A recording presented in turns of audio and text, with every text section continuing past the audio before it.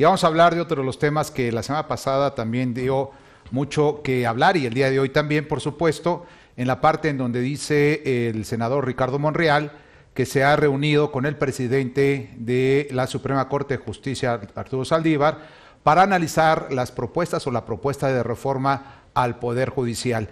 Una de ellas, la fundamental, en la que se está señalando que se tiene que incluir una tercera sala en la Suprema Corte de Justicia de la Nación, incrementar de 11 ministros a 16 ministros en esta sala, serían 5, y el tema que manejaría la sala, esta nueva sala, se supone, sería los casos de anticorrupción. Tere, Luis, ¿cómo ven ustedes? Bueno, mira, para comenzar, me molesta el que vayan a ser 16, porque cuando empaten no vamos a saber quién ganó, ¿no? ¿Quién ganó? Así es. Hay una definición en esto, y es nunca pongas un número par, claro. Tienes que poner un número impar. De arranque, en mi opinión, tenemos un problema desde el número. Pero luego vamos pensando lo que se está planteando aquí. Aquí lo que se está planteando es que cuando no existía esta posibilidad, la Presidencia de la República, el Ejecutivo, que es quien va a proponer nombres, pueda proponer sus nombres y darle mayoría en la Cámara, en la Suprema Corte de Justicia, y por lo tanto tener también controlado a través de este artefugio lo que serían las decisiones de el único poder que hasta el momento ha estado deteniendo lo que ocurre. Y la pregunta que yo me hago es, ¿por qué el señor Saldívar está de acuerdo? Porque hasta la ex ministra, bueno, es ministra porque nunca pierden el título, pero digamos, hasta la ministra en retiro, ¿no? La ministra en retiro y actual secretaria de Gobernación acaba de decir que no tiene sentido, que ya existe una sala en donde se tienen que nombrar 3 magistrados específicamente para este propósito.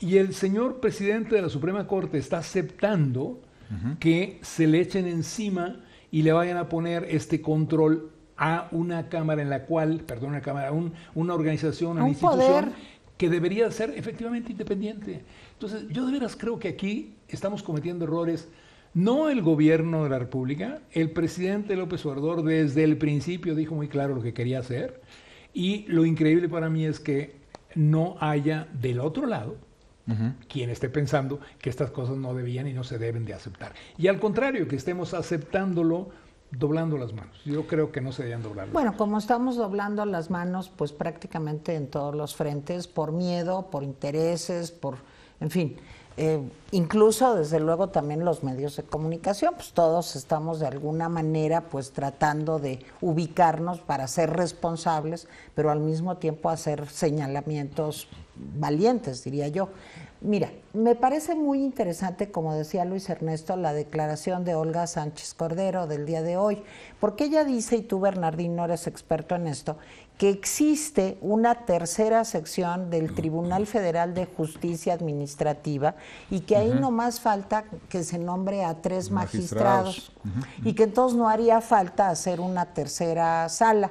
Pero, no sé, a lo mejor yo soy muy mal pensada, bueno, ya ven que sí soy medio mal pensada, pero a mí me parece que no hay mucho acuerdo entre la ministra o la secretaria de Gobernación, Olga Sánchez Cordero, y el señor Monreal. Me parece que ahí debe de haber alguna discrepancia política, porque el señor Monreal hace esta propuesta y además dice que podría incluso llegarse a desaparecer el Consejo de la Judicatura.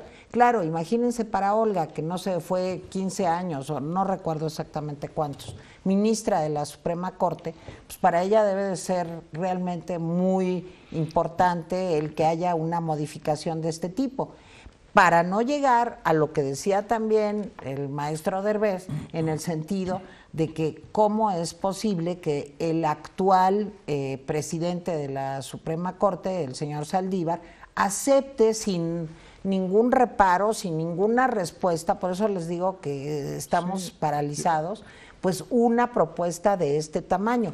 Porque hasta ahora no sabemos si la han aceptado, ¿no? El Poder Judicial, se están reuniendo y están platicando a ver qué es lo que, cómo puede dar esta reforma judicial. Pero ya el señor Monreal está haciendo la iniciativa. Ahora, ¿qué queremos? ¿Que pase lo de las ternas del CRE? Digo, recordemos lo de la reguladora de energía. Pues ahí lo que pasó es, no les gustan, les cambio uno y se las vuelvo a mandar igualitas. Y luego, si no quieren, pues yo decido. Eso es lo que queremos. Yo creo que tiene que haber un equilibrio de poderes. Ustedes son abogados, ustedes saben mucho más que yo de eso. pero tendría que haber, ya que el poder legislativo está anulado y el poder ejecutivo manda prácticamente sobre él, con excepción de la Cámara de Senadores, donde todavía se puede hacer algo, hay que defender, yo diría que es ahora sí algo muy importante el tratar de defender el tercer poder que está tratando de también asimilarse. Es el Poder Judicial, ¿no? Pero imagínense ustedes, tú lo decías hace rato también, en el plan de trabajo del Partido Morena, se plantea también la idea de quitar, de alguna manera, lo que es el Consejo de la Judicatura, que es el que se encarga justamente de revisar las actuaciones de todos los administradores de justicia de este país.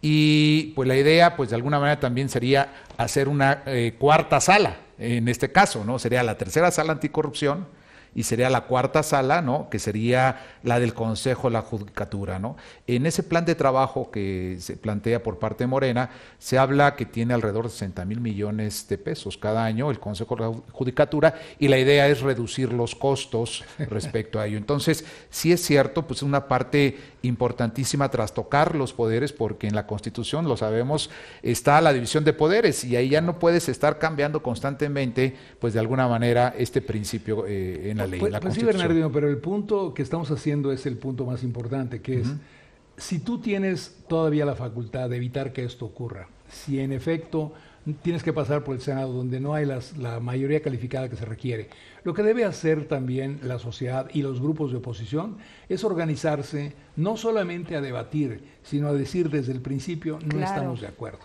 Creo que lo que dijo hoy la secretaria de Gobernación nos da pie a todos para decir, como lo dice quien fue magistrada, quien sigue siendo magistrada en retiro, pero quien fue magistrada de la Suprema Corte de Justicia y quien hoy es la secretaria de Gobernación del gobierno del presidente López Obrador, está muy en claro que no tiene sentido lo que se está proponiendo. Y por lo tanto, así como lo está planteando ella, deberían todos los senadores que en este momento sean de oposición dejar en claro que no van a permitir que esto ocurra.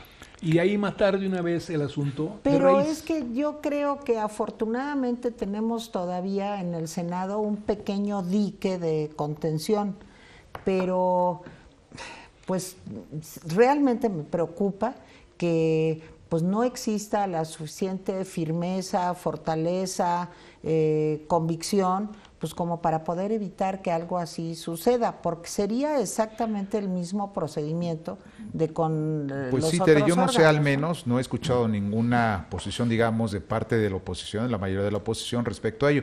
Esta noticia, esta iniciativa, se tiene entendido que se presentó la semana pasada. Hablamos de ella el viernes, pero jueves también hablamos de ella aquí en el programa, pero hasta estamos hablando por lo menos jueves, viernes, sábado, domingo y hoy lunes, y hasta ahora no sé cuál es la actitud de la oposición Pues es que no hay en ese actitud, sentido. Y es una vergüenza, Bernardino. Sí, no, yo sé que no hay actitud, pero por lo pronto debería haber algo de parte de la oposición diciendo por qué razones no se debería de dar, ¿no? Porque ellos son los que van a aprobar o desaprobar. Sí, Bernardino, pero ahí tienes la persona que realmente lo hace.